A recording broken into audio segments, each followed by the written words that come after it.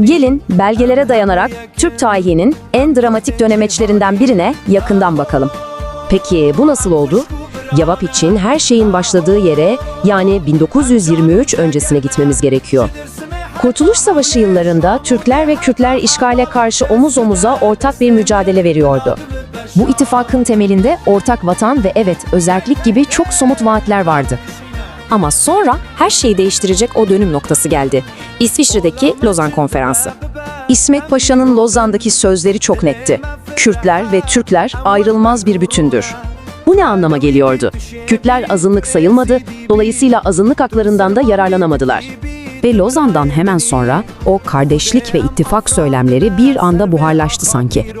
Bakın, 1921 ve 1924 anayasaları arasındaki fark her şeyi anlatıyor. Özerklikten tek millete, işte inkara giden yolun adımları. Her şey birbiri ardına çok hızlı bir şekilde oldu. Bu planla Kürtçe okullarda, çarşıda, devlet dairelerinde, kısacası kamusal alanda yasaklandı.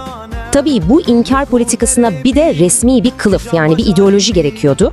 İşte o ideoloji Dağ Türkü teorisiydi. Kürt kelimesinin kardan geldiği bile iddia edildi.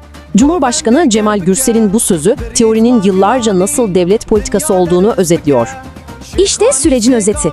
Müttefiklikten vatandaşlığa, oradan da tam bir inkara ve yeniden tanımlamaya. Bu hikaye bize şunu sorduruyor. Bir ulus devlet kurulurken kimlikler bu kadar kolay şekillendirilebilir mi?